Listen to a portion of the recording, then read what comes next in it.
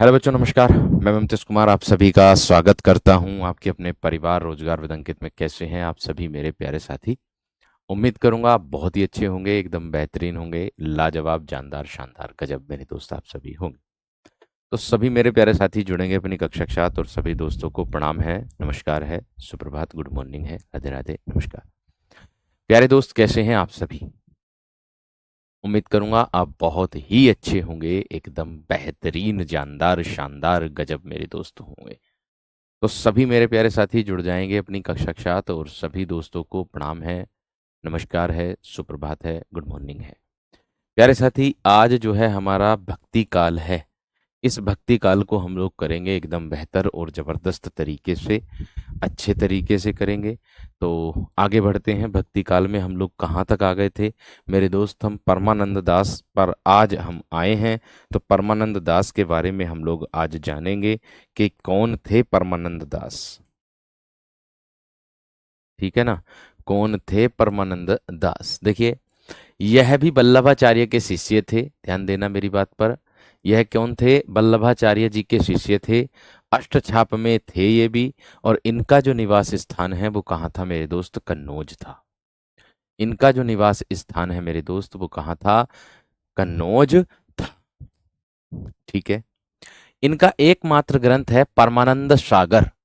इनका, परमानंद दास का एकमात्र ग्रंथ है वो कौन सा है? परमानंद सागर है। आपसे पूछा जा सकता है कि परमानंद दास का कौन सा ग्रंथ है? तो भैया एकमात्र ग्रंथ है इनका परमानंद सागर ग्रंथ है, जिसमें 835 पद हैं। भैया जी पूछ सकता है कि परमानंद सागर के ग्रंथ में, परमानंद सागर के ग्रंथ यानी परमानंद सागर ग्रंथ में कितने पद हैं?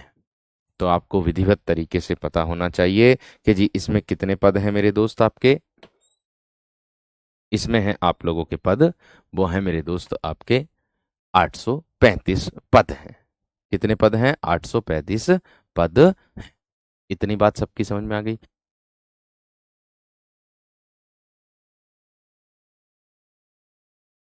प्यारे दोस्त, इतनी बात सबकी समझ में आ गई।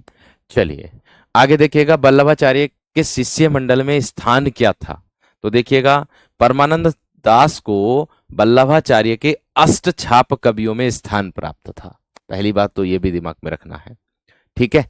मैंने क्या आप लोगों से कि परमानंद दास जो हैं, परमानंद दास जो हैं उनको वल्लभाचार्य के अष्टछाप कवियों में स्थान प्राप्त है।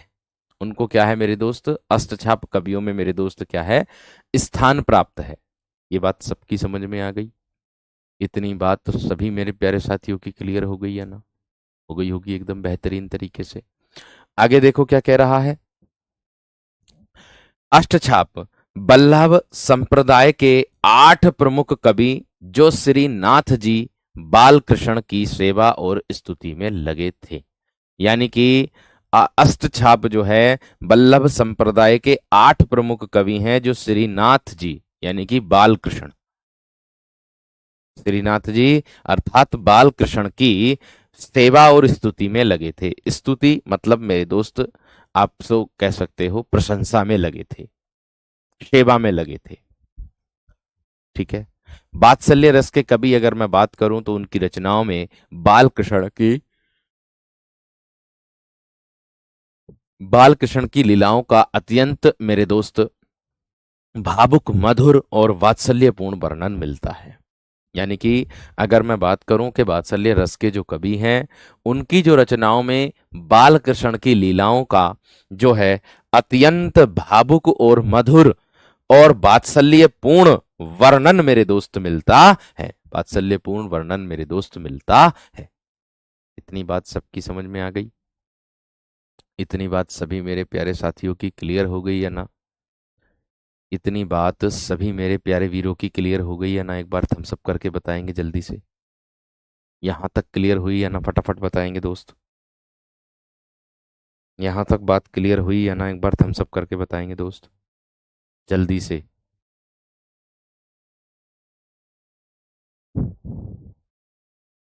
जल्दी से बताएंगे दोस्त, जल्दी से एकदम। इतनी बात सभी छात्रगणों की क्लियर है? एक बार थम्स अप कर देंगे सभी। चलिएगा आगे बढ़ता हूं फिर मैं। कह रहा है कि भक्ति में सरलता और प्रेम।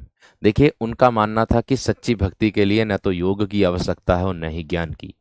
ईश्वर के प्रति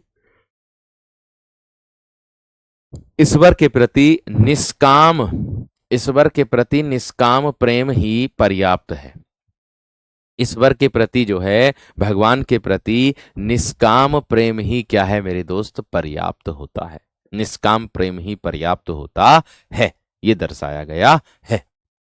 बात समझ में आ गई? और हाँ, आप लोगों को बता दूं, आदिकाल का टेस्ट होगा इस बार मेरे दोस्त, लाइव सैटरडे के दिन सुबह 8 बजे। ठीक है, ध्यान रखना। और वो कहाँ होगा? यूट्यूब पर होगा। कहाँ होगा मेरे दोस्त? यूट्यूब पर होगा। एक चीज मैं आप लोगों से पूछना चाह रहा हूं, आप लोगों की अगर सहमति हो तो। देखो, एक दिन में 2 घंटे की क्लास करना एक अजीब सा भी महसूस होगा। मतलब कहने का है, लगातार 2 घंटे पढ़ना अजीब सा महसूस होगा। तो मैंने इसके लिए एक मेरे दोस्त उपचार सोचा है। उपचार मेरे दोस्त ये है कि जो आप लोगों की कक्षा चलती है कितने दिन, मंडे टू सैटरडे चलती है। सैटरडे में चलो मान लिया हमने क्या लेकर के आ गए, हम टेस्ट। सैटरडे में हम क्या लेकर के आ गए मेरे दोस्त? टेस्ट लेकर के आ गए सैटरडे में, मान लिया। ठीक है, बात समझ में आ गई? आगे बात आ रही है मंडे, ट्यूसडे, वेनसडे, ये 3 दिन। अगर मैं साहित्य कर दूं, 3 दिन साहित्य कर दूं, ठीक है, वेनसडे, थर्सडे और फ्राइडे, इन 2 दिनों को मेरे दोस्त मैं व्याकरण कर दूं तो कैसा रहेगा? एक बार मुझे बता दो, एक बार मुझे बता दो बस आप, अगर ऐसा हो तो बताओ मेरे वीर। एक बार मुझे बता, निष्काम निस्वार्थ, बिना किसी काम के कह सकते हो, बिना किसी काम के। मुझे ये बता दो कि अगर मैं ऐसा कर दूं, मंडे ट्यूसडे वेनसडे, यानी कि सोमवार मंगलवार बुधवार साहित्य, ठीक है, और ट्यूसडे और फ्राइडे मेरे दोस्त यानी कि बृहस्पतिवार और शुक्रवार व्याकरण, 2 दिन व्याकरण, लंबी लंबी क्लास ले ले करूंगा, यानी कि 1 घंटा 40 मिनट की क्लास ये मैं कर दूंगा। फिर मैं 1 घंटा 40 मिनट, 1 घंटा 45 मिनट, और ऐसे ही मेरे दोस्त मैं व्याकरण कर दूंगा 1 घंटा 40 मिनट और 1 घंटा 45 मिनट। उसमें एक एक घंटे में मेरे दोस्त कोई दिक्कत नहीं होगी। ठीक है ना? ये बताओ, ऐसा सही रहेगा क्या? अब लगातार अगर हम 1 घंटा साहित्य पढ़ेंगे, पहले तो साहित्य में दिमाग लगाएंगे, उसके बाद तुरंत फिर व्याकरण में दिमाग लगाएंगे, तो होच पोच सी मुझे लग रही। ठीक है, मैं समझ रहा हूं ना बात को? इतनी बात समझ में आ रही है नहीं? तो होच पोच सी लग रही। उससे ये रहेगा कि भाई देखो, 2 घंटे की, लगभग 2 घंटे की क्लास ये हो जाएगी, लगभग 2 घंटे की क्लास ये हो जाएगी, और 2 घंटे में हम काफी व्याकरण को खींच सकते हैं, ये बात ध्यान रख लेना। मेरा ये आइडिया मेरे दोस्त है। और सैटरडे के दिन हम स्पेशल टेस्ट लेकर के आ जाएंगे बस। पूरे 6 के 6 दिन हो गए। ठीक रहेगा, आगे चलाकर देखिए, आगे चलकर देखा जाए।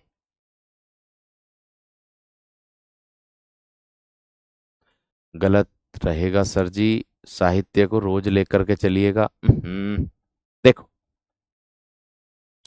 एक दिन में अगर 2 क्लास लेंगे वो गड़बड़ हो जाएगी। बात सारी यो आ रही है, और कोई बात नहीं आ रही, और दूसरा कोई समय नहीं है मेरे पास, फिर मेरे पास क्लास और है, ये है। देखो, जिस दिन सोमवार मंगलवार बुधवार होगा, उस दिन तो हम साहित्य पढ़ेंगे ही पढ़ेंगे। ठीक है ना? और जिस दिन बुधवार और बृहस्पतिवार और शुक्रवार होगा, उस दिन केवल हम व्याकरण से शुरुआत करेंगे। शुरू से ही 8 बजे से ही व्याकरण से शुरू करेंगे, तो कितना बेहतरीन करेंगे, कितना बेहतरीन रहेगा। अच्छा रहेगा, मेरे हिसाब से तो अच्छा रहेगा। आप लोगों की क्या राय है मुझे बता दो, सहमत हो या ना? और बाकी उसकी टेंशन मत लो कि साहित्य अगर हम रोज पढ़ेंगे तो ही पूरा होगा। मेरे दोस्त, हम पढ़ तो रहे हैं साहित्य, शुरू तो कर दिया हमने साहित्य। बात समझ में आ गई क्या ना?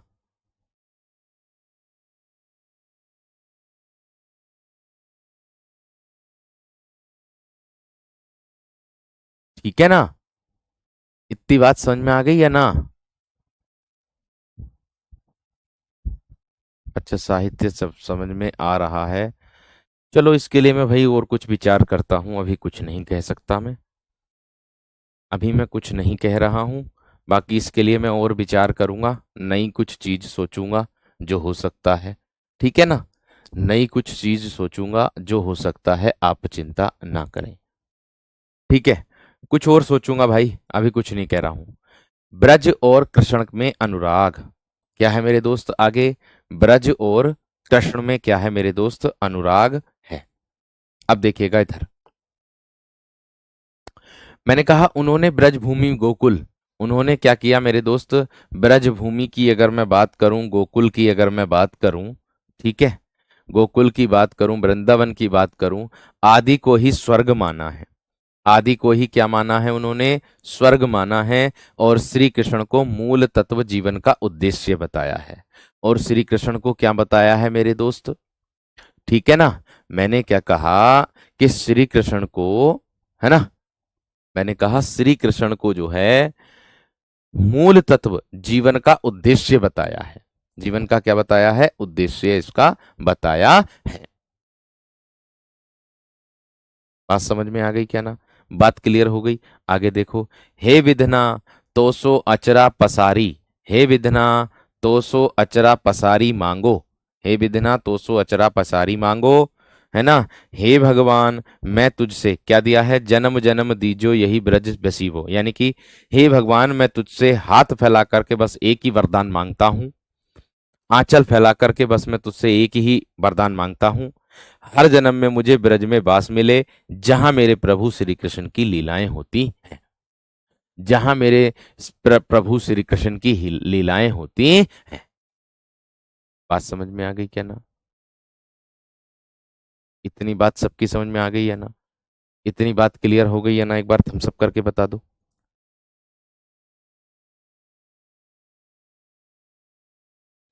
इतनी बात सबकी समझ में आ गई है ना मेरे दोस्त?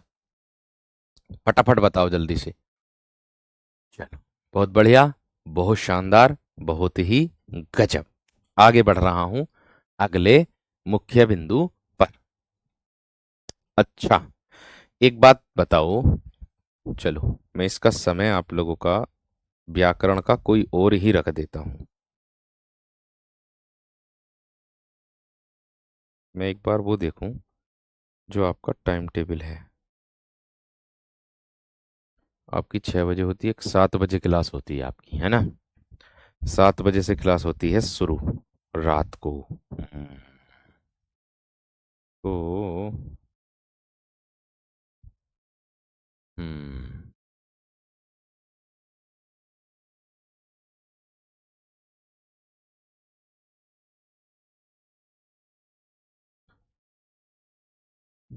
साइमा खातून, ये जो पंक्ति बोली थी, ये बोली थी परमानंद दास ने, वो दूसरी अलग तरीके से लिखी हुई थी।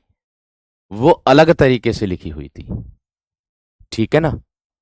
चलिए, आगे देखो, इसके बाद क्या होगा।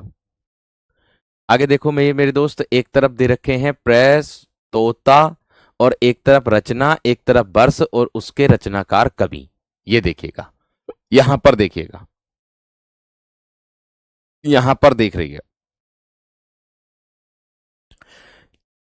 चलिए फिर एक काम कर देते हैं भाई। एक काम क्या है? काम ये है, आप लोगों की कक्षा को हम कर देते हैं कितने बजे?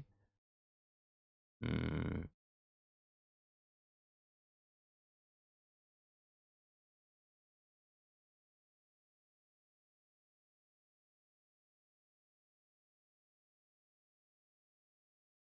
साहित्य में ज्यादा समय लगेगा, इसलिए साहित्य चलना जरूरी है। चलो पहले इसको देखो, इस पे विचार करूंगा मैं, क्या कर सकता हूं मैं वो सोचूंगा। ठीक है, गणपति चंद्रगुप्त हंसावली हो जाएगा, 1370 ईस्वी हो जाएगा, असाहित मेरे दोस्त इसके कवि हो जाएंगे। राम कुमार वर्मा, है ना, चंदायन हो जाएगा। और मेरे दोस्त आपका 1379 हो जाएगा, मुल्ला दाऊद हो जाएगा। मुल्ला दाऊद हो जाएगा। इतनी बात सबकी समझ में आ गई? इतनी बात क्लियर हो गई? ठीक है, तो देखो, मैं इतना तो कहूंगा कि 1 घंटा तो नहीं चल सकती क्लास। 1 घंटा तो हम 1 घंटे में साहित्य बिल्कुल भी नहीं होने पाएगा कुछ भी। कुछ भी नहीं होगा 1 घंटे में साहित्य। साहित्य को 2 घंटे देने जरूरी हैं। साहित्य को 2 घंटे देने जरूरी हैं।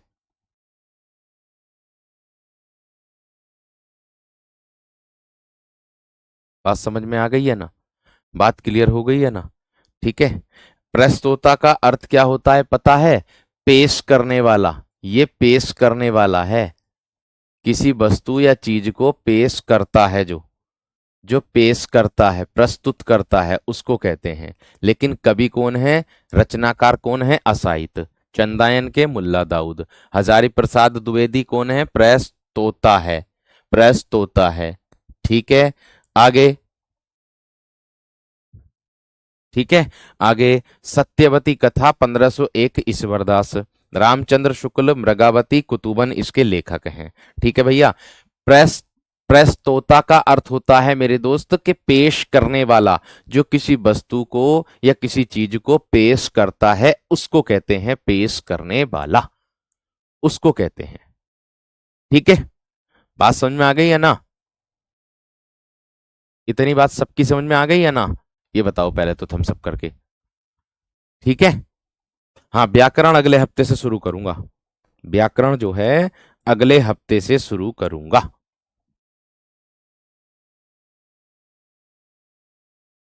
ठीक है। हम्म,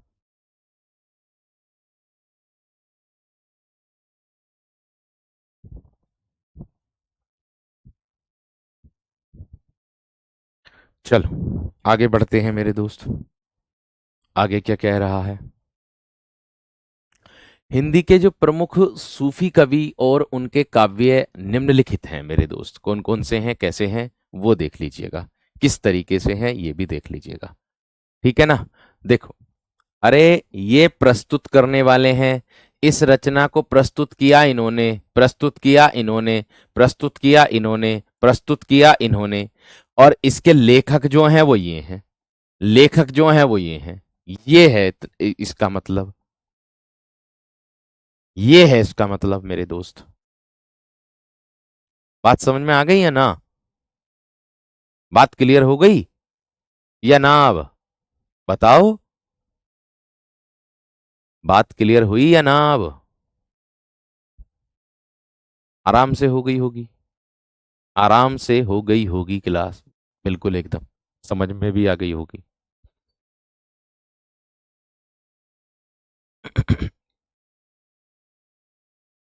ठीक है भाई। इतनी बात क्लियर हो गई। देखो, सिलेबस के अनुसार जो संस्कृत है वो संस्कृत की क्लास मैंने डलवा दी गई है। कुछ क्लास डली है, अभी पूरी नहीं डली है। बात आ रही है संस्कृत की। अगर आपको संस्कृत का रिवीजन करना है मेरे दोस्त, तो यूट्यूब पर। कहां पर? यूट्यूब पर। यूट्यूब पर टीचिंग बाय रोजगार विद अंकित यूट्यूब जो है, उस पर 6 PM पर संस्कृत की क्लास आपके सिलेबस वाला जो आएगा आपके सिलेबस में। आपके सिलेबस में जो आएगा मेरे दोस्त। ठीक है ना? तो वो इसके आप उस संस्कृत की कक्षा को ले सकते हो। यूट्यूब पर चलती है शाम के 6 बजे। शाम के 6 बजे चलती है, तो आप इनको ले सकते हो, इस कक्षा को ले सकते हो। इतनी बात समझ में आ गई है ना? मेरे हिसाब से आपका तो कंपटीशन बहुत ही कम होगा, क्योंकि आपके पास, अधिकतरों के पास इंटर में संस्कृत नहीं है। ठीक है। हिंदी का जो कॉम्बिनेशन इन्होंने बनाया बड़ा बेकार बनाया, एकदम बुरा जिसे कह देते हैं। ठीक है ना? वो पूरी डल जाएगी। प्रदीप, डल जाएगी मेरे दोस्त, वो डल जाएगी पूरी। ठीक है। यूट्यूब पर 6 PM पर संस्कृत की क्लास को आप ले सकते हो अच्छे से। ठीक है। ये बात ध्यान रखना। व्याकरण का जो समय है मैं अलग ही निर्धारित करूंगा। व्याकरण का समय, व्याकरण का जो समय है वो मैं अलग ही निर्धारित करूंगा। आप चिंता मत करिएगा। हाँ हाँ, पूरी संधि डलवा दूंगा, चिंता मत करो। ठीक है। इतनी बात सबकी समझ में आ गई। आगे देखो। हिंदी के प्रमुख सूफी कवि और उनके काव्य निम्नलिखित हैं मेरे दोस्त। ये देखिए, ये सूफी कवि हैं सारे जितने भी हैं। इनके सूफी कवि और उनके काव्य जो हैं वो कैसे हैं, वो निम्नलिखित हैं। देखिए किस तरीके से, कौन सी है। हंसावली की बात करूंगा तो 1300 40 70 1370 ईस्वी। इसके कवि जो हैं कौन है? असाइत हैं। और प्रयुक्त भाषा इसमें जो हुई है भैया, ये प्रश्न बन जाता है राजस्थानी। और छंद कौन कौन से हैं इसमें? ये भैया चौपाई और दोहा छंद है। क्या बताओ, ऐसे प्रश्न बनते हैं क्या नहीं बनते? ये बताओ मेरे दोस्त, ऐसे प्रश्न बनते हैं या नहीं बनते? परमानंद दास और मेरे दोस्त छीत स्वामी दोनों ने बोला था आनंद उसको। विकल्प में एक ही मिलेगा आपको। ठीक है ना मेरे दोस्त? बात समझ में आ गई?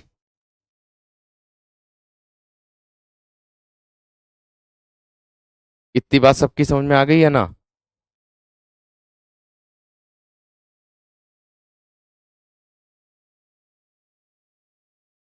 ठीक है ना इतनी बात यहां तक? आगे देखो, चंदायन की बात करूंगा मेरे दोस्त तो मुल्ला दाऊद है। अवधी भाषा का प्रयोग मेरे दोस्त इसमें हुआ है। और चौपाई और दोहा इसके अंतर्गत आएगा। इससे प्रश्न 101% बनता है मेरे शेर। इससे प्रश्न जो बनता है वो 101% बनता है। प्रदीप कुमार जी कह रहे हैं एक भैया हमारे कि सर आपका बहुत बहुत अच्छा, आप बहुत बहुत अच्छा पढ़ाते हैं। मैंने यूपीएससी का हिंदी ऑप्शनल पढ़ा है, आपका लेवल अच्छा है सर। धन्यवाद मेरे दोस्त। यूपीएससी, भाई वाह। चलो, लखमसेन पद्मावती कथा है। रचना सन जो है लगभग में, और दामोदर कवि इसके हैं। और राजस्थानी भाषा इन्होंने प्रयोग की है। और प्रयुक्त छंद है चौपाई दोहा सौठा। प्रयुक्त छंद जो है मेरे दोस्त चौपाई दोहा और सोरठा है।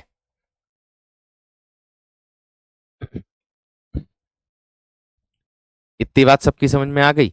आगे देखो, सत्यवती कथा की बात करूं, 1501 ईश्वरदास, अवधी भाषा है। अवधी भाषा है मेरे दोस्त। और क्या है? दोहा और चौपाई इसके अंतर्गत आ जाएगा। दोहा और चौपाई मेरे दोस्त इसके अंतर्गत आ जाएगा। फटाफट बताइएगा थम्स अप करके, इतनी बात समझ में आई तो। इतनी बात सबकी समझ में आई है ना? जल्दी से बताओ। मंडे से वो प्रक्रिया शुरू हो जाएगी संजीव, 10 मिनट वाली क्लास की। मंडे से। इतनी बात सबकी समझ में आई है ना? एक बार थम्स अप करके बताओ दोस्त, जल्दी से, बेहतरीन तरीके से। जल्दी से बताओ मेरे दोस्त। बहुत अच्छा, बहुत शानदार, बहुत ही बढ़िया।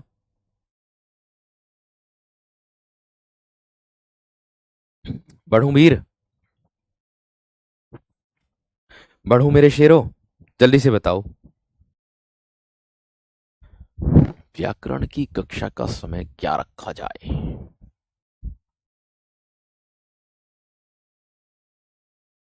10 मिनट की क्लास मंडे से कराऊंगा मैं, 10 मिनट वाली। या हो सकता है, आज क्या बार है? बृहस्पति।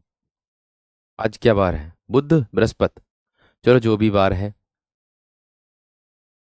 अरे जैसे ही मैं बना दूंगा, क्योंकि उसके लिए मैं ट्रिक बना रहा हूं। ठीक है, क्योंकि मैं उसके लिए मैं ट्रिक बना रहा हूं, और ट्रिक जैसी ही मेरी सुटेबल बैठेगी ना, तुरंत फिर आप लोगों के सामने मैं ट्रिक के साथ लेके आ जाऊंगा। यूट्यूब पर लेकर के आ जाऊंगा। आगे, मृगावती मेरे दोस्त अवधी भाषा में है। इसमें दोहा और चौपाई प्रयोग है।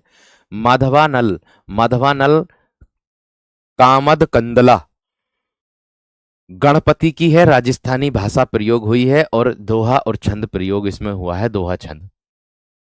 पद्मावती जायसी अवधी भाषा, दोहा और चौपाई इसमें प्रयोग हुआ है। मधुमालती मंझन की अवधी और दोहा चौपाई प्रयोग हुआ है। माधवानल कमद कना, ये दो एक ही आ गया। नहीं नहीं नहीं, ये अलग कवि का है, ये दूसरे कवि का है। ये है माधवानल कामद कंदला, और ये है माधवानल कामद कंदला, काम कंदला है ये, कामद नहीं है। काम कंदला चौपाई, ये कुशल लाभ की है, ये राजस्थानी भाषा है। ऊपर भी राजस्थानी है, लेकिन दोहा चौपाई सोरठा इसमें 3 छंद प्रयोग हुए हैं, है ना? इसमें 3 छंद प्रयोग मेरे दोस्त हुए हैं। ठीक है, आगे, प्रेम विलास प्रेम लता की, ये जटमल की है मेरे दोस्त, राजस्थानी भाषा। छंद कौन सा प्रयोग हुआ है ये मेरे दोस्त सटीक नहीं दिया था, क्योंकि किसी बुक में किसी को दिया था, किसी बुक में किसी को दिया था। इतनी बात सबकी समझ में आ गई? इतनी बात सबकी क्लियर हो गई है ना मेरे दोस्त? बताओ फटाफट। इतनी बात सबकी समझ में आ गई? चलो बढ़ूं आगे। एक भैया कह रहे हैं कि गुरुजी सुबह को मॉर्निंग में 7 बजे से ले लो क्लास। सुबह को मॉर्निंग में 7 बजे से ले लो क्लास। मेरे शेर, 7 बजे से क्लास का मतलब जानते हैं क्या होगा? 7 से 8, 8 से 9, 9 से 10, 10 से 11 एक और कक्षा, 11 से 12 एक और कक्षा। ये समझ लो कि कक्षा ही लेता रहूंगा फिर मैं। ये समझ लो कि मैं कक्षा ही लेता रहूंगा मेरे दोस्त। फिर मुझे न खाने का टाइम न पीने का टाइम, कुछ भी टाइम नहीं मिलने का। समझ में आ रही है नहीं? हाँ, इतना कर सकता हूँ कि आपकी कक्षा का जो समय है ना, वो मैं पूछता हूँ, स्टीमर से पूछूंगा, तब आपको बताऊंगा, आपके ग्रुप में बताऊंगा क्या होगा। शाम को ही रखूंगा उसे मैं। सुबह की जगह व्याकरण को शाम को ही रखूंगा, ठीक है, टेंशन मत लो। सुबह की जगह व्याकरण को मैं शाम को ही रखूंगा, शाम को, शाम को ही रखूंगा, टेंशन मत लो। आगे देखो, पूरा है। प्रेम विलास प्रेमलता की कथा, रूप मंजरी, रूप मंजरी, नंददास ब्रजभाषा हो जाएगी, और मधमा नल काम कंदला, यो खाली काम कंदला है देखो। ये तीन हैं। एक तो है मधवा नल काम मद कंदला, काम मद कंदला। ये है काम कंदला चौपाई, और ये है काम कंदला बस खाली। ये तीनों अलग अलग हैं। ये तीनों क्या है मेरे दोस्त? अलग अलग हैं। ठीक है ना? तीनों क्या है ये अलग अलग हैं, ध्यान रखना। आगे देखो, आलम है, अवधि है, दोहा चौपाई है मेरे दोस्त आप लोगों का। ठीक है। और छिताई वार्ता, नारायण दास राजस्थानी ब्रजभाषा दोहा चौपाई। चित्रावली उस्मान की है, अवधी भाषा है और दोहा चौपाई का प्रयोग है। रस रतन में पुहकर है, अवधी भाषा और दोहा और चौपाई मेरे दोस्त है इसमें। ठीक है। आगे देखो, आगे ज्ञानदीप है, शेख नबी है, अवधी भाषा है और दोहा और चौपाई मेरे दोस्त इसमें है। क्या है? दोहा और चौपाई मेरे दोस्त इसमें होगा। इतनी बात सबकी समझ में आ गई? इतनी बात क्लियर हो गई है ना? बताओ जल्दी से थम्स अप करके। इतनी बात सभी विद्यार्थियों की समझ में आ गई है ना? फटाफट बताओ, बेहतरीन तरीके से बताओ। मैं जो क्लास है ना आप लोगों की, वो मैं रखूंगा Monday to Friday. Monday to Friday रखूंगा। और उस क्लास को मेरे दोस्त मैं शाम के 5 बजे से 6 बजे तक रखूंगा। उस क्लास को मैं जो हूं शाम के 5 बजे से 6 बजे तक रखूंगा। यानी कि 5 PM पर हम व्याकरण पढ़े करेंगे। 5 PM पर हम क्या पढ़े करेंगे? व्याकरण पढ़े करेंगे रेगुलर। अब बताओ सही है या ना? अब बताओ सही है या ना टाइम? फटाफट बताओ।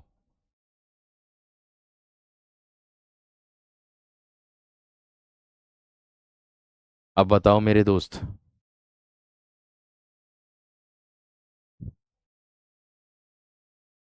शाम को 5 बजे से हम व्याकरण पढ़े करेंगे मंडे से।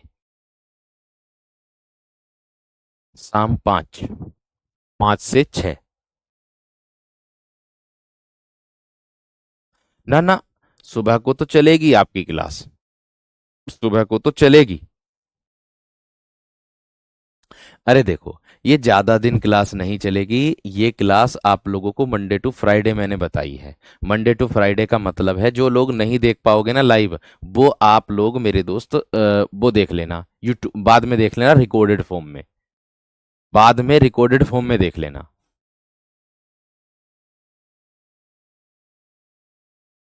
ठीक है ना? बात समझ में आ गई है ना? सही है, टाइम ये वाला सही है। चलो 5 से 6 सही है भाई, 5 से 6, क्योंकि 6 बजे से आप लोगों की फिर संस्कृत की यूट्यूब पर क्लास चलती है, फिर उसके बाद 8 7 बजे से आपकी यूट्यूब पर जीएस की क्लासेस शुरू हो जाती हैं, 8 बजे, 9 बजे, 10 बजे, इस तरीके से। तो भैया कितने बजे सही है?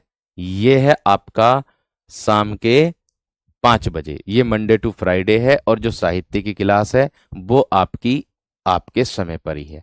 2 क्लासेस मिले करेंगी अब मंडे से आप लोगों को शेड्यूल। अब आप लोगों को 2 क्लासेस मिलेंगी मंडे से शेड्यूल, ठीक है। 2 क्लासेस मिले करेंगी मंडे से शेड्यूल आप लोगों को, एक शाम के 5 बजे से, और एक मिले करेगी आप लोगों को मेरे दोस्त सुबह के 8 बजे से। ठीक है भैया, ये टाइम अब रहेगा। अब मुझे लगता किसी को कोई दिक्कत नहीं होनी चाहिए। अगर किसी को कोई दिक्कत है तो भैया वो बाद में रिकॉर्डेड फॉर्म में देख लिया करना, वीडियो पड़ जाए करेगी। ठीक है, चलिए बहुत अच्छी बात है, आगे बढ़ूंगा। अब आपकी मेरे दोस्त मैंने व्याकरण की समस्या भी समाप्त कर दी, क्योंकि व्याकरण को हम, ये समझिएगा, व्याकरण मुश्किल से 1.5 या 1.5 महीने में हम खत्म कर देंगे। और 1.5 महीने में हम व्याकरण खत्म कर रहे होंगे, आधे से ज्यादा हम साहित्य खत्म कर रहे होंगे। खत्म बात बस। फिर आपका क्या बचेगा? कुछ भी ना बचने का। फिर एक ही क्लास कर दूंगा मैं। जैसे ही व्याकरण का लोड कम होगा फिर मैं एक क्लास कर दूंगा, क्यों चिंता करते हो? ठीक है ना। आ जाओ। नल दमयंती, मेरे दोस्त नरपति व्यास, अवधि भाषा, दोहा और चौपाई का प्रयोग इसमें है। आगे हंस, हंस जवाहिर, कासिम सहा, अवधि और दोहा और चौपाई का प्रयोग है। नल चरित्र मुकुंद सिंह है, अवधि और दोहा और चौपाई का प्रयोग है। इंद्रावती, इंद्रावती में नूर मोहम्मद, अवधि और दोहा चौपाई का प्रयोग है। अनुराग बांसुरी नूर मोहम्मद की है, अवधि, दोहा और चौपाई का प्रयोग है। ठीक है, बात समझ में आ गई? क्लियर हो गई मेरे दोस्त? इतनी बात सभी विद्यार्थियों की समझ में आ गई? चलिए बहुत बढ़िया, बहुत शानदार, बहुत ही गजब।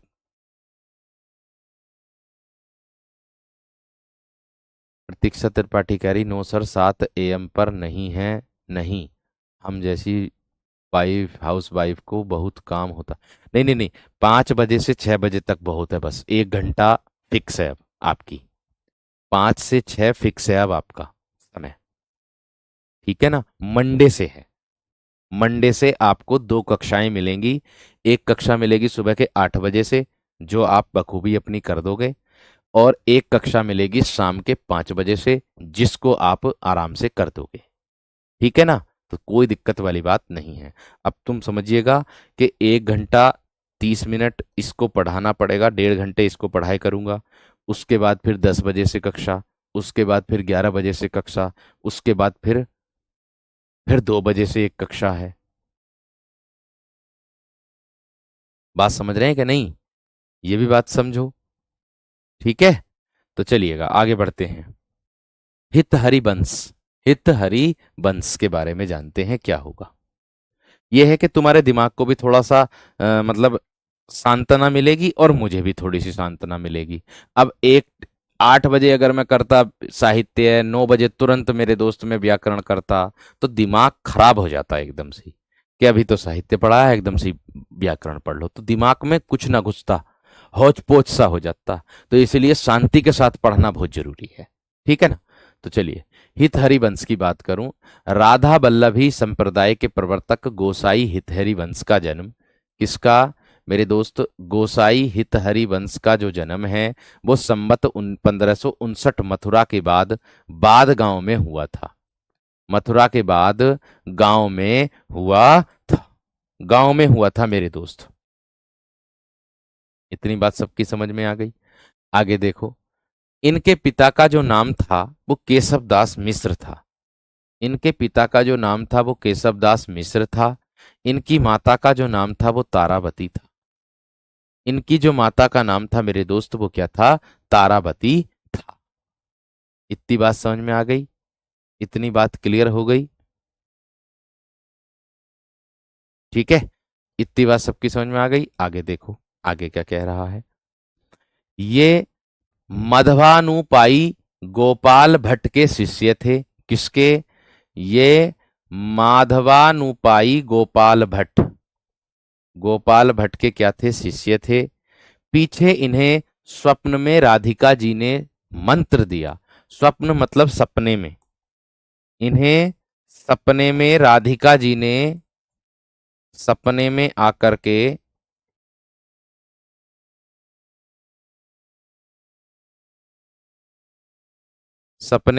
के राधिका जी ने मंत्र दिया। उन्होंने अपना एक संप्रदाय चलाया। ठीक है। हित हरिवंश के जी के 4 पुत्र और 1 कन्या हुई। पुत्रों के नाम कौन कौन से थे मेरे दोस्त? वनचंद्र, कृष्णचंद्र, गोपीनाथ और मोहन लाल थे। पुत्री का नाम इनका दिया नहीं है इन्होंने। ठीक है। तो मैंने क्या कहा कि हित हरिवंश जी के 4 पुत्र और 1 कन्या थी। बात समझ में आ गई क्या ना? मिक्स हो जाता, होच पोच का मतलब होता मिक्स हो जाता। ठीक है ना? तो मैंने कहा कि हित हरिवंश के जो 4 पुत्र और 1 कन्या हुई थी। पुत्रों के जो नाम थे, बनचंद्र था, एक का नाम कृष्णचंद्र था, एक का नाम गोपीनाथ था और एक का नाम मोहन लाल था। ठीक है ना? तो इन्होंने हित 84 नाम से, इन्होंने क्या किया? हित 84, इन्होंने हित 84 नाम से एक प्रसिद्ध ग्रंथ का सृजन किया, निर्माण किया। इसमें 84 पद हैं। इसमें क्या है मेरे दोस्त, कितने पद हैं इसमें? इसमें आपके 84 पद हैं। हित 84 के अतिरिक्त इनकी फुटकल बानी भी मिलती है, यानी कि फुटकल बाणी भी मिलती है। फुटकल बाणी मतलब कौन है? जिसमें सिद्धांत संबंधी पद है।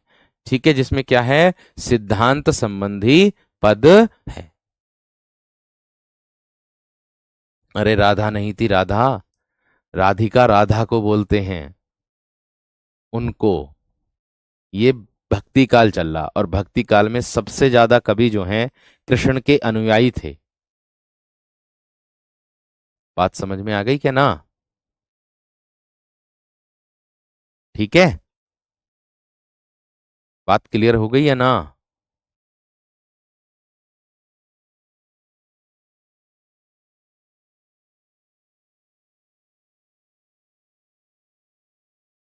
इतनी बात क्लियर हो गई सबकी?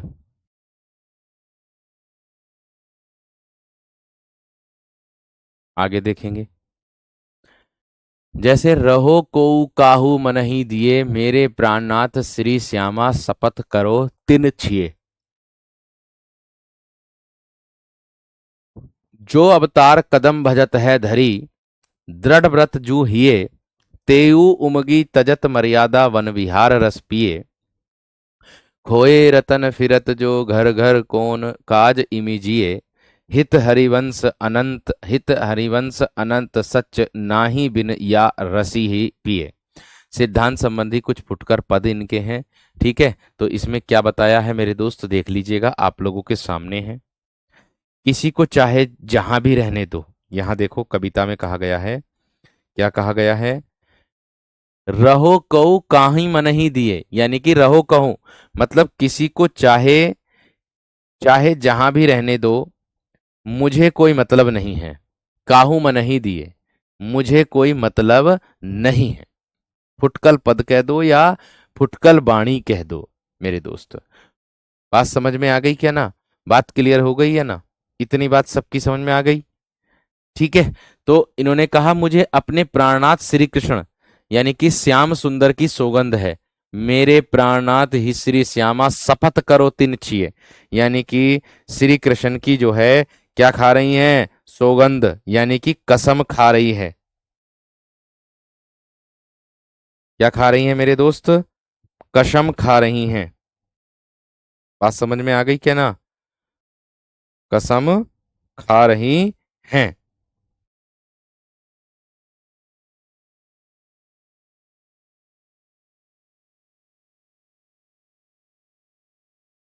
ठीक है ना?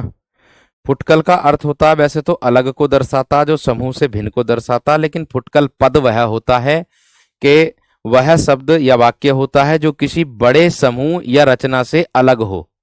वह शब्द, फुटकल पद या वाणी को उसको दर्शाता है कि वह शब्द होता है या वाक्य होता है जो किसी बड़े शब्द समूह से अलग हो, भिन्न हो, उसको दर्शाता है, उसको कहते हैं। आगे क्या दिया है, मुझे कोई मतलब नहीं, मुझे अपने प्राणनाथ यानी कि श्री कृष्ण, प्राणनाथ श्री श्यामा, शपथ, शपथ मतलब सौगंध, श्याम सुंदर की सौगंध है, मैं उन्हीं के लिए समर्पित हूं, मैं उन्हीं के लिए समर्पित हूं। जो अवतार कदम भजत है धरी दृढ़ व्रत जू है ये, यानी कि जो भक्त कदम वृक्ष के नीचे, ये कदम जो होता है ये वृक्ष होता है, कदम जो है ये वृक्ष होता है, कदम का एक वृक्ष होता है। जो भक्त कदम वृक्ष के नीचे श्री कृष्ण की भक्ति में दृढ़ संकल्प के साथ लगे हुए हैं, जो अवतार कदम भजत है, कदम भजत मतलब कदम वृक्ष के नीचे, कदम पेड़, कदम के पेड़ के नीचे जो है श्री कृष्ण की भक्ति में दृढ़ संकल्प के साथ लगे हुए हैं, वे भी प्रेम के उन्माद में आकर के सामाजिक मर्यादा त्याग देते हैं। ठीक है, अभी 5 बजे ऐसा भी हो सकता है, मैं कल को डिफाइन करूंगा कि कितने बजे आप लोगों की कक्षा चलेगी। ठीक है, 5 बजे कभी कभी मेरे दोस्त ऐसा भी हो जाता है कि ऐसा ना हो कि 5 बजे मेरे दोस्त कोई और स्टूडियो खाली ना हो, क्लास किसी और की हो, ऐसा भी हो सकता। अभी पक्का मत समझना, मैं डिफाइन करूंगा जब पक्का डिफाइन कर दूंगा, जब समय को, जब मैं पूरा इसके बारे में डिस्कस कर लूंगा। ठीक है, आगे इतनी बात सबकी समझ में आ गई। तो आगे क्या दिया है, मैं उन्हीं के लिए समर्पित हूं जो कदम के वृक्ष के नीचे श्री कृष्ण की भक्ति में दृढ़ संकल्प के साथ लगे हुए हैं, वे भी प्रेम के उन्माद में आकर के सामाजिक मर्यादा त्याग देते हैं। ये दिया ना, तेऊ उमगी, तेयु तेऊ उमगी तजत मर्यादा बिन विहार रस पिए, यानी कि वे भी प्रेम के उन्माद में आकर के सामाजिक मर्यादा को त्याग देते हैं और वन में श्री कृष्ण के संग प्रेम रस का आनंद लेते हैं। वन में दिया ना, धरी दृढ़ व्रत जू हुए और बिहार रस पिए, दिया ना कि वन में जाकर के या वन में श्री कृष्ण के संग प्रेम का रस का आनंद लेते हैं, जिसको एक बार ईश्वर रूपी रतन मिल चुका हो। दिया ना, खोए रतन फिरत जो घर घर कौन काज इमी जिए, यानी कि जिसको एक बार ईश्वर रूपी रतन मिल चुका हो, फिर वह उसे खोकर घर घर उसे ढूंढता फिरता है, तो ऐसा जीवन जीने का क्या लाभ है। हित हरिवंश अनंत सच नहीं, ना ही विन या रस ही पिए। इन्होंने बताया कि हरिवंश कहते हैं कि इसके अलावा कोई और सत्य हितकारी नहीं है सिवाय इसके कि यह प्रेम रस ईश्वर का रस पिया जाए, इसको दर्शाता है। बताएंगे फटाफट जल्दी से।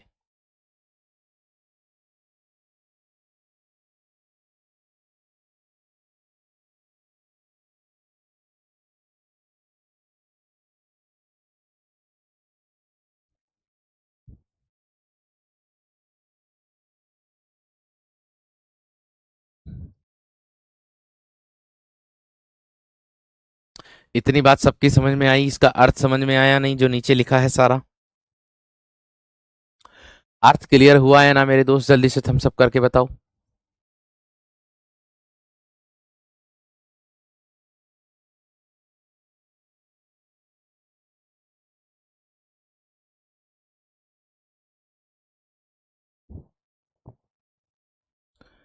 अर्थ क्लियर हुआ या नहीं मेरे दोस्त? जल्दी से थम्स अप करके बताओ।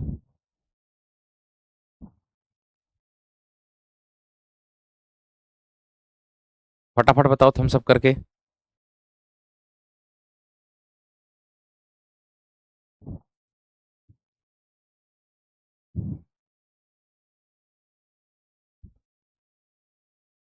ऐप पर रिकॉर्डेड क्लास पड़ी हुई है पहले से।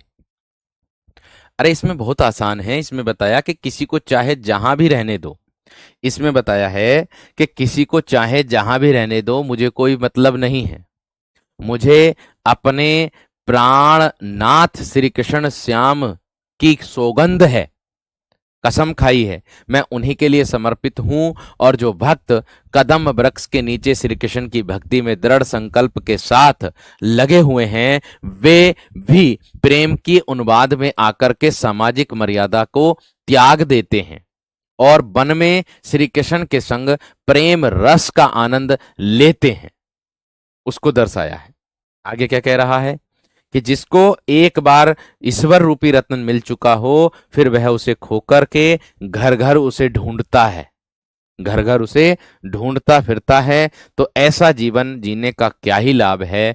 हे हरिवंश जी, कवि जी कहते हैं कि इसके अलावा कोई और सत्य हितकारी नहीं है सिवाय इसके कि यह प्रेम रस ईश्वर का रस पिया जाए।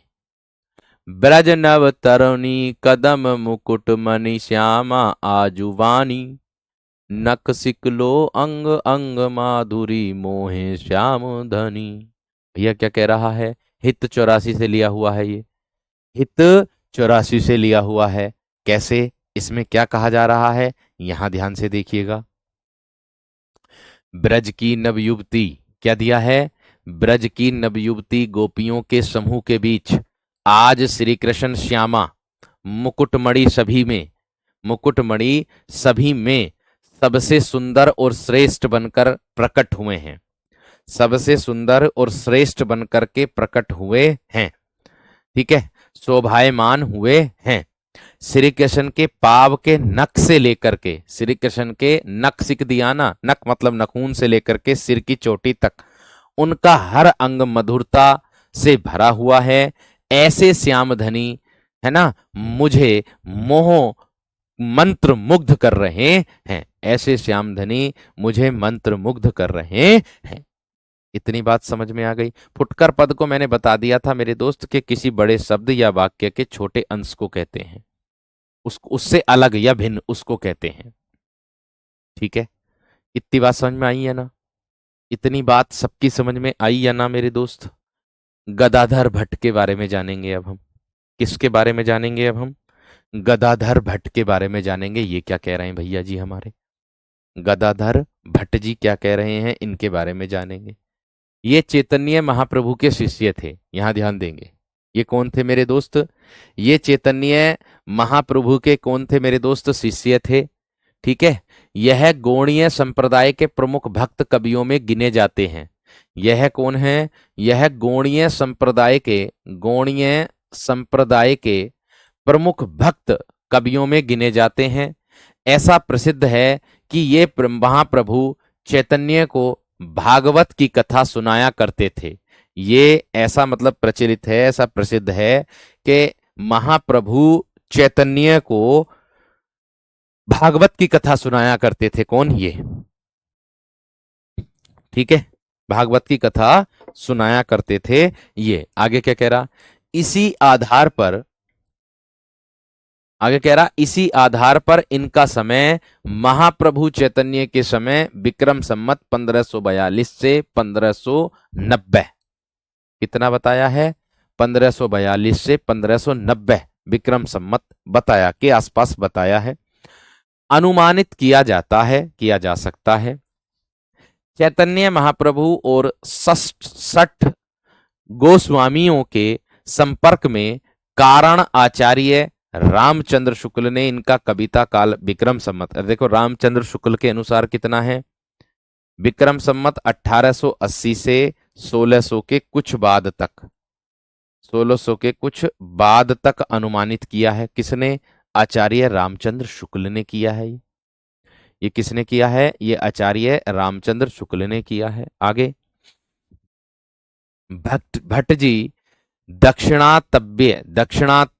दक्षिणात्य ब्राह्मण थे, यानी कि ये दक्षिण के ब्राह्मण थे।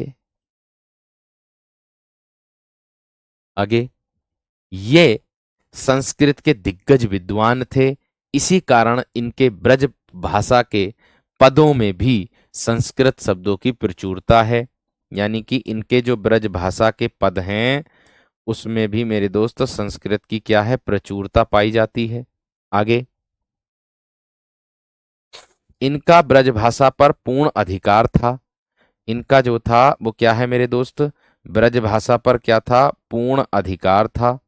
आगे, और वृंदावन आने के पूर्व ही ये ब्रज भाषा में पदों की रचना किया करते थे। वृंदावन आने से पहले ही ये क्या करते थे मेरे दोस्त? ब्रज भाषा की रचना किया करते थे। पूर्व में पहले ही ब्रज भाषा में पदों की रचना किया करते थे।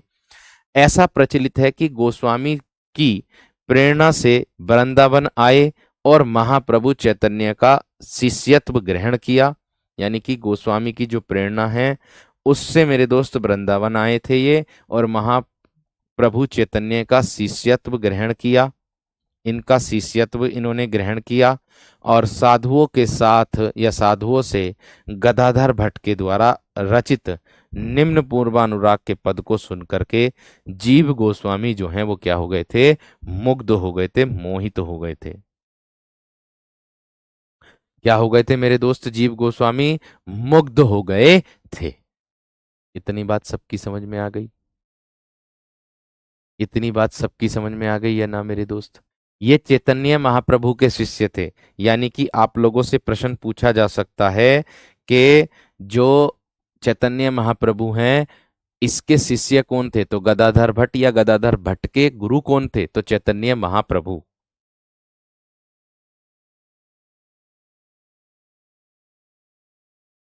चैतन्य महाप्रभु। ठीक है। गौड़ीय संप्रदाय जो होता है वो उसको कहते हैं एक वैष्णव धार्मिक आंदोलन होता है, जिसकी स्थापना जो है 16वीं शताब्दी में भारत में चैतन्य महाप्रभु ने की थी। एक वैष्णव धार्मिक आंदोलन है ये जो है गौड़ीय संप्रदाय। एक गुड़िया पूछ रही है क्या है भैया ये, मैं बता दूं ये वैष्णव धार्मिक आंदोलन है। वैष्णव धार्मिक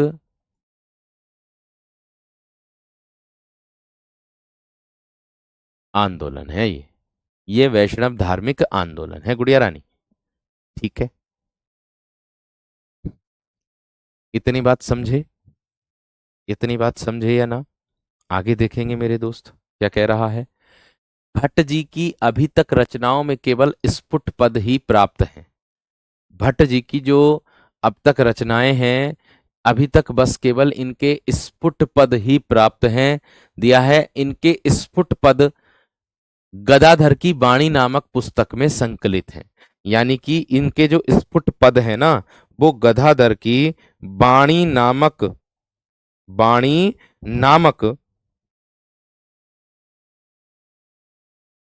में संकलित हैं। बात समझ में आ गई क्या ना?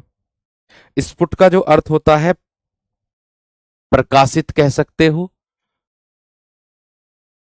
इसका जो अर्थ है वो कह सकते हो प्रकाशित, प्रकाशित या व्यक्त, व्यक्त ये कह सकते हो स्फुट का अर्थ, है ना।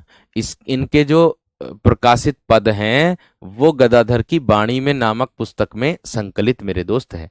पूर्वानुराग का मतलब होता है पूर्व में, अनुराग मतलब प्रेम। ईश्वर के प्रति जो है पहले से ही प्रेम, पूर्व अनुराग को बोलते हैं। पूर्व मतलब पहले, अनुराग मतलब प्रेम, पहले से ही प्रेम। ठीक है। इन स्फुट पदों का विषय विविध है, जिसमें भक्त का दैन्य वात्सल्य, बधाई और राधा कृष्ण यमुना स्मृति और राधा कृष्ण की विविध लीलाओं का इसमें क्या है वर्णन किया गया है। ये देखो, सखी हाँ श्याम रंग रंगी, क्या दिया है? सखी हाँ श्याम रंग रंगी, देखी विकाए गई वह मूर्ति सूरत माही पगी। इसका अर्थ क्या होगा कि हे सखी, वह एक गोपी या भक्त श्याम कृष्ण के रंग में इस प्रकार रंगी हुई है कि जब उसने उनकी मूर्ति छवि देखी तो वह स्वयं को खो बैठी, जैसे वह पूरी तरह उस रूप में ही समा गई हो। जैसे वह उस रूप में ही पूरी तरह से क्या कर गई हो, समा गई हो, उसको दर्शाता है। इतनी बात सब विद्यार्थियों की क्लियर हो गई? इतनी बात सब विद्यार्थियों की क्लियर हो गई? ठीक है ना? इतनी बात सबकी समझ में आ गई? ठीक है। अंजलि आपने प्राइवेसी नहीं लगा रखी है, आप प्राइवेसी लगा लो। नंबर हाइड हो जाता है टेलीग्राम पर। टेलीग्राम पर, यूट्यूब पर सर्च करना टेलीग्राम पर नंबर को कैसे हाइड करें। आराम से हाइड हो जाएगा, फिर आराम से हाइड हो जाएगा। ठीक है। वो बता देंगे, जैसे जैसे वो बताएंगे वैसी वैसी प्रक्रिया कर लेना। इतनी बात समझ में आ गई है ना? इतनी बात समझ में आई है ना मेरे दोस्त? बताइए फटाफट जल्दी से यहाँ तक। क्लियर हुआ कि ना? जल्दी से बताओ।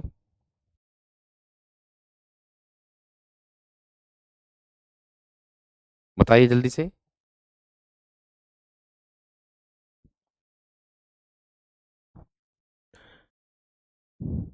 क्लियर हुआ?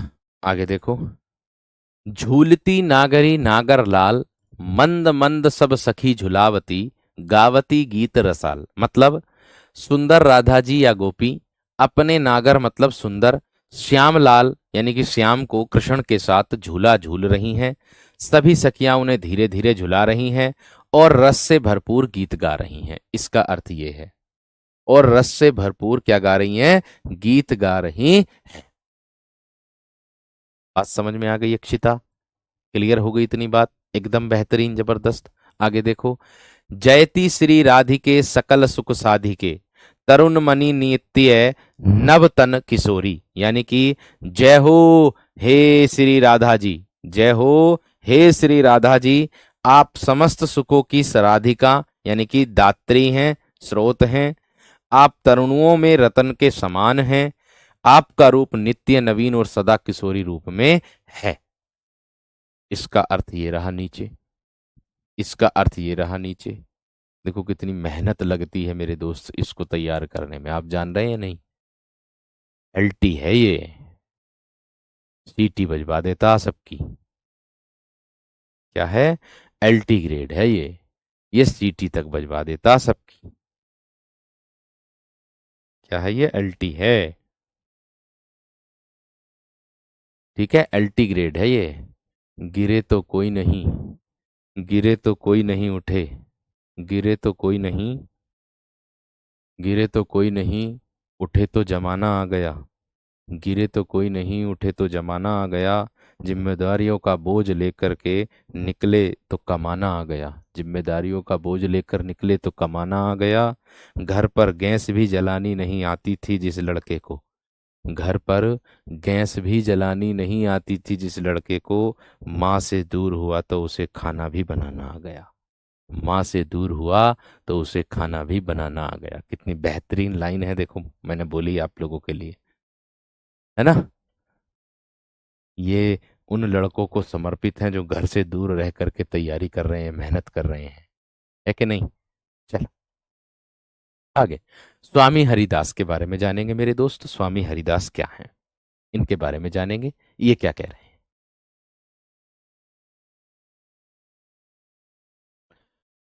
देखो अगर आप कोई भी बुक लोगे, किसी भी प्रकाशन की बुक लोगे, तो साहित्य मुश्किल से ही मिलेगा मेरे दोस्त। साहित्य जो है मुश्किल से ही मिलेगा उन बुकों में। आप लोग खुद समझ सकते हो कि मैंने कहाँ से साहित्य इकट्ठा किया होगा। किया मैंने भी बुक से ही है। मैं विद्वान नहीं बता रहा हूं अपने आप को, लेकिन मेरे पास कितनी बुकें होंगी जिसमें से नेट की सुविधा ली, बुक की सुविधा ली, सबकी सुविधा ले लेकर मैंने मेरे प्यारे दोस्त आप लोगों के लिए ये कंटेंट इकट्ठा किया। बात सुन रहे कि नहीं? बात क्लियर हो रही है नहीं? एकदम बेहतरीन, जबरदस्त। ठीक है ना?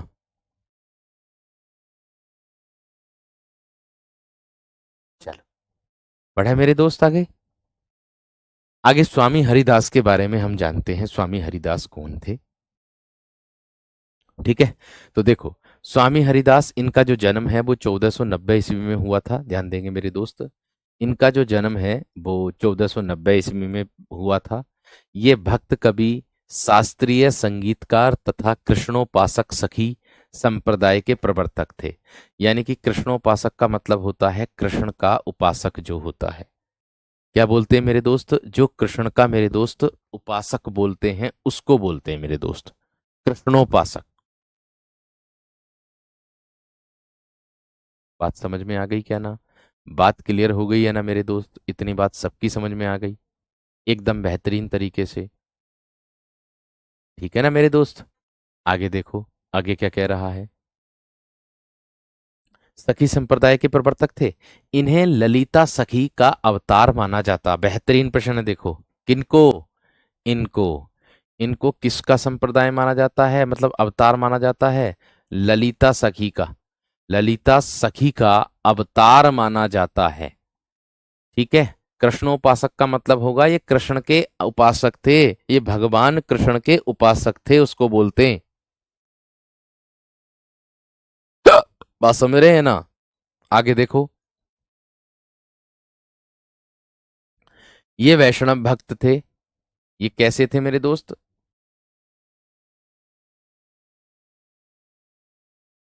ये वैष्णव भक्त थे, उच्च कोटि के संगीतज्ञ भी थे।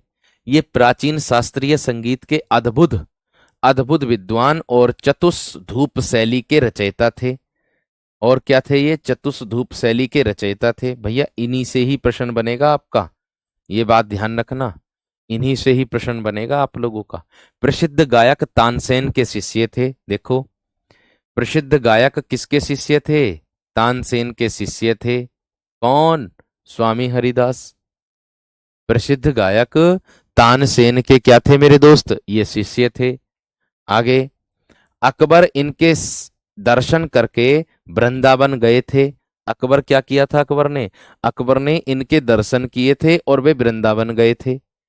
केलीमाल में इनके 100 से अधिक पद संग्रहित हैं। किसमें? ग्रंथ का नाम है मेरे दोस्त ये केलीमाल। क्या है? ग्रंथ का नाम है ये केलीमाल में। इनके 100 से अधिक पद। कितने? 100 से अधिक पद संग्रहित हैं। इनकी वाणी सरस और भावुक है। इनकी जो वाणी है वो कैसी है? सरस और भावुक है। वो संप्रदाय है जो सखी संप्रदाय को दर्शाता है।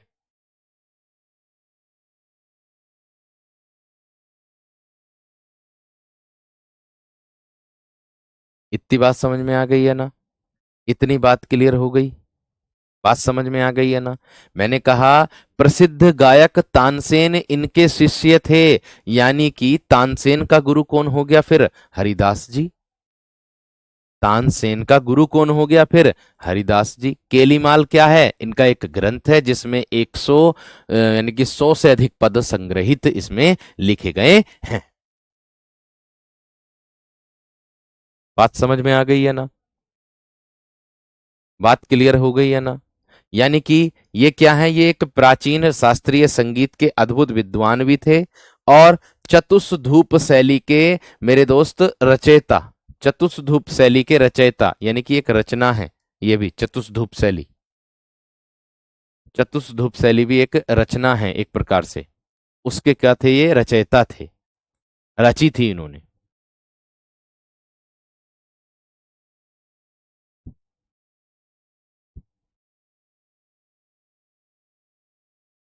समझे इतनी बात? आगे देखो मेरे दोस्त, आगे क्या कह रहा है। ज्यों ही त्यों हो तुम राखत हो, और त्यों ही रहीहत हो हे हरि। और अपरचे पाए धरो, श्रुतो कहो कौन के पेड़ भरी। अर्थात, हे हरि, जैसे तुम मुझे रखते हो वैसे ही रह रहा हूं। या ना, कि ज्यों ही त्यों हो तुम राखत हो, और त्यों ही रहीहत हो हे हरि। यानी कि हे हरि, जैसे तुम मुझे रखते हो मैं वैसे ही रह रहा हूं। आगे क्या करा? और अपरचे और अपरचे पाय धरो, और सुतो कहो कौन के पैड धरी। यानी कि कहने क्या बोला है कि मैं और किसी के चरणों में क्यों जाऊं? मैं और किसी के चरणों में क्यों जाऊं? और अपरचे पाय धरो, सुतो कहो कौन के पेड़ धरी। यानी कि सपने में भी किसी और का आश्रय लेना या किसी और के आगे झुकना कैसे संभव है? कैसे संभव है? बात बताओ, समझ में आई है ना?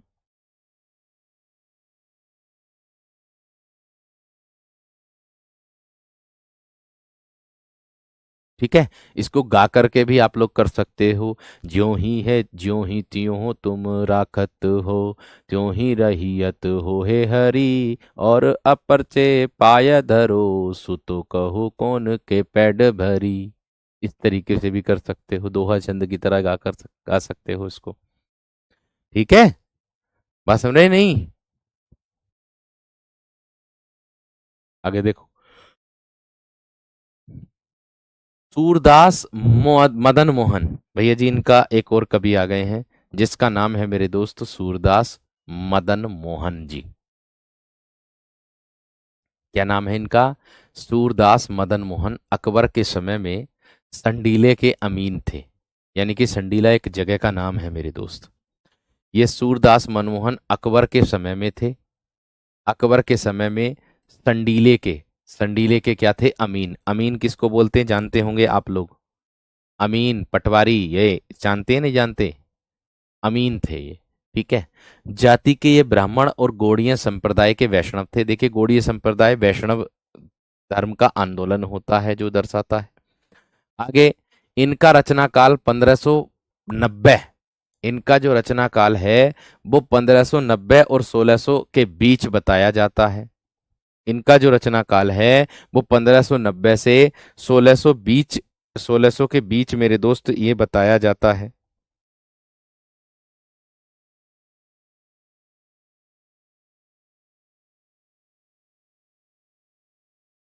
ठीक है ना?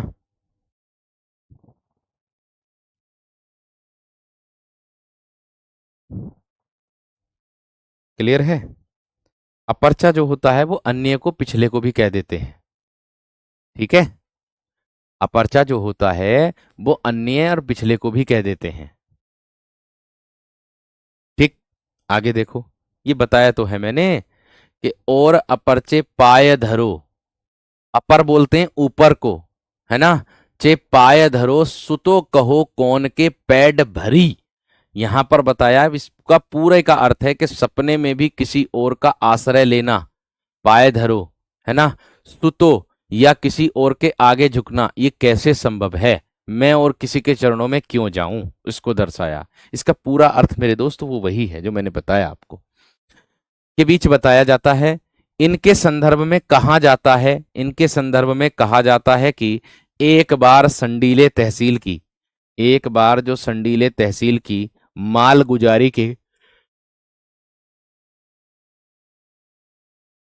यानी कि इनके संदर्भ में, किनके? सूरदास मदन मोहन के संदर्भ में कहा जाता है क्या? कि एक बार संडीले तहसील की मालगुजारी के कई लाख रुपए सरकारी खजाने में थे। कई लाख रुपए जो है सरकारी खजाने में आए थे। तो उन्होंने सबका साधुओं को खिला पिला दिया। यानी कि उन्होंने सबका जो ना, सब रुपयों का साधुओं को क्या कर दिया? खिला पिला दिया। और शाही खजाने में कंकड़ पत्थरों से संदूक भेज दिए। यानी कि जो लाखों रुपए थे उसको तो निकाल लिया, उसको तो मेरे दोस्त निकाल लिया। संडीले एक जगह का नाम है, स्थान का नाम।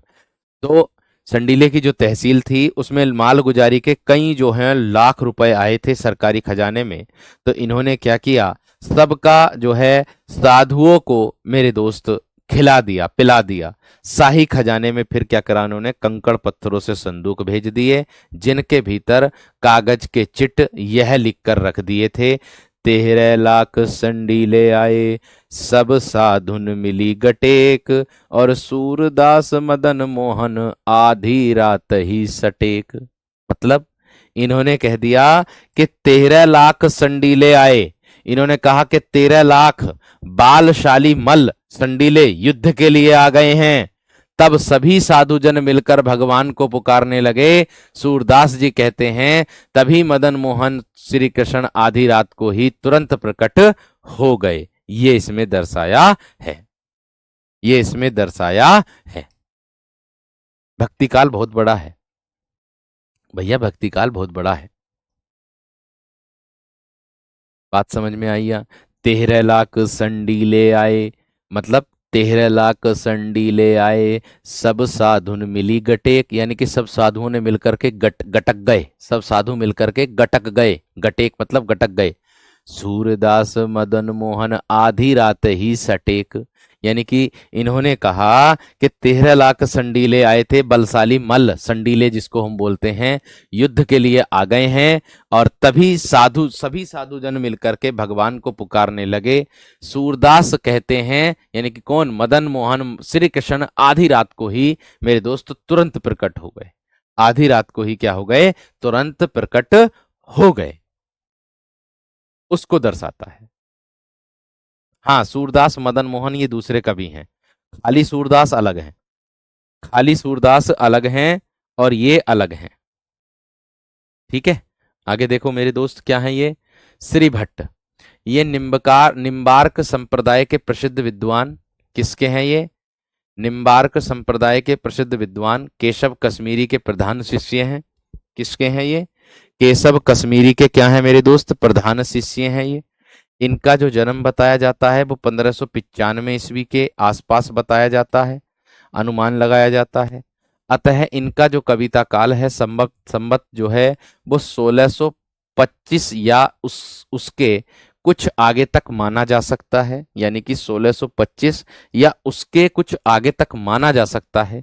इनकी कविता सीधी सादी और चलती भाषा में है, यानी कि सीधी सादी और चलती भाषा में है, चलती भाषा में है। बात समझ में आ गई क्या ना? आगे, पद भी प्राय छोटे छोटे हैं। पद भी कैसे हैं मेरे दोस्त? प्राय छोटे छोटे हैं। इनकी कृति भी अधिक विस्तृत नहीं है। इनकी जो कृति है, इनकी जो रचना है, वह भी मेरे दोस्त अधिक विस्तृत मेरे दोस्त नहीं है। ठीक है। आगे, पर युगल शतक नामक एक इनका, युगल शतक लिखो। पर युगल शतक नामक इनका एक 100 पदों का, क्या है? 100 पदों का ग्रंथ है, जो कृष्ण भक्तों में बहुत आदर की दृष्टि से देखा जा सकता है।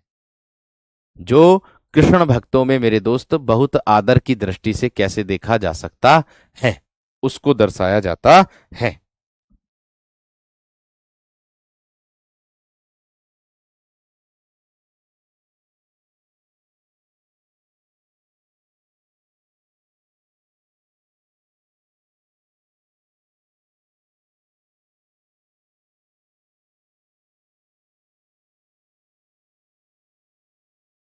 इतनी बात सबकी समझ में आ गई?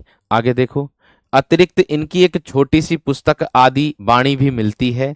ऐसा प्रसिद्ध है कि जब जब ये तन्मय होकर के अपने पद गाते थे, यानी कि गाने लगते थे, तब कभी उस पद के ध्यानारूप, ध्यान के अनुरूप इन्हें भगवान की झलक प्रत्यक्ष मिल जाती थी।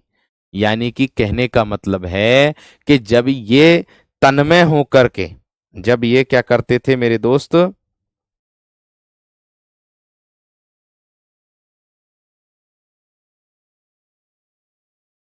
ठीक है। जब ये मेरे दोस्त तन्मय होकर के कोई यानी कि होकर अपने पद को गाने लगते थे, अपने पद को क्या करते थे? गाने लगते थे। आप कहोगे तन्मय का अर्थ क्या होता है? तन्मय मतलब लीन, लीन होकर, लीन होकर के। ठीक है ना? जब ये तन्मय होकर के अपने पद को गाने लगते थे, गाने लगते थे, तो क्या होता था? उस पद तब कभी उस पद के ध्यान के अनुरूप इन्हें भगवान की झलक प्रत्यक्ष, प्रत्यक्ष का मतलब होगा मेरे दोस्त सामने मिल जाती थी। भगवान की झलक सामने मेरे दोस्त मिल जाती थी। इतनी बात सबकी समझ में आ गई? इतनी बात क्लियर हो गई सबकी? तन्मय का अर्थ होता है मेरे दोस्त आपका लीन होकर के गाना, लीन होकर के गाना।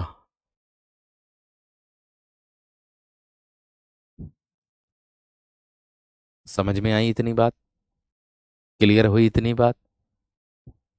आगे देखो, जैसे, भीजत कब देखो इन नैना, श्याम जू की सुरंग चुनरी, मोहन को उपरेना। मतलब, मेरे ये नेत्र, मेरे ये नेत्र कब उस दृश्य को देख पाएंगे? या ना, भीजत कब देखो इन नैना, मेरे ये नेत्र कब उस दृश्य को देख पाएंगे जब श्री राधा जी की रंग बिरंगी चुनरी, श्यामा जू की सुरंग चुनरी, यानी कि जब श्री राधा जी की रंग बिरंगी चुनरी मोहन को उपेरना, मेरे प्रिय मोहन श्री कृष्ण के ऊपर उड़ाई गई हो।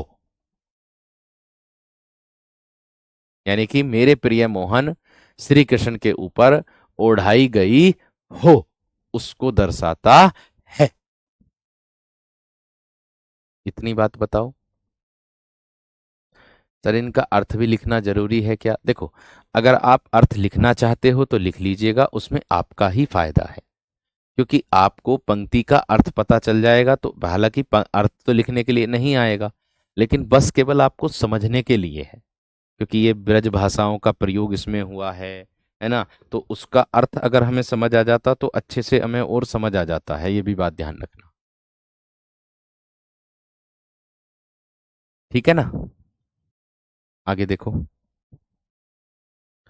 ब्रज भूमि मोहिनी में जानी, ब्रज भूमि मोहिनी में जानी, मोहन कुंज, मोहन कुंज मोहन वृंदावन, मोहन जमुना पानी। यानी कि मेरे दोस्त, मैंने ब्रजभूमि को अत्यंत मोहक और कृष्णमय जाना है। मैंने ब्रजभूमि को जो है अत्यंत मोहक और कृष्णमय जाना है। उसके कुंज वृंदावन और यमुना सब श्री कृष्ण के प्रेम और लीला से ओत प्रोत हैं। उसके जो कुंज हैं, वृंदावन हैं और यमुना, सब श्री कृष्ण के प्रेम और लीला से ओत प्रोत हैं। यह पंक्ति प्रेम भक्ति और दिव्य सौंदर्य का गहरा अनुभव प्रकट करती है। यह जो पंक्ति है मेरे दोस्त, आप लोगों का, कि जो प्रेम भक्ति है, दिव्य सौंदर्य है, उसका गहरा अनुभव प्रकट करती है। ठीक है मेरे दोस्त, इतनी बात सबकी समझ में आ गई। इसके बाद मेरे दोस्त अभी और भी हैं आप लोगों का, मीराबाई रह गई है, रसखान रह गए हैं कुछ मेरे दोस्त, कवि और उनकी रचना रह गई हैं, और भक्ति काल का स्फुट काव्य भी मेरे दोस्त अभी आप लोगों का रह गया है। प्रबंध काव्य भी है, भक्ति काल के रचित रीति काव्य, भक्ति काल में रचित जो है वो रीति काव्य भी मेरे दोस्त आप लोगों का मिलेगा। तो ठीक है, तो ये अभी है मेरे दोस्त। ठीक है, बाकी यहां से आगे को पढ़ लेंगे मेरे दोस्त कल को। कब पढ़ लेंगे भैया? कल को पढ़ लेंगे। जो इससे संबंधित रचनाएं होंगी, मुख्य चीजें होंगी, वो सारी चीजें मेरे दोस्त आप लोगों को मिल जाएंगी।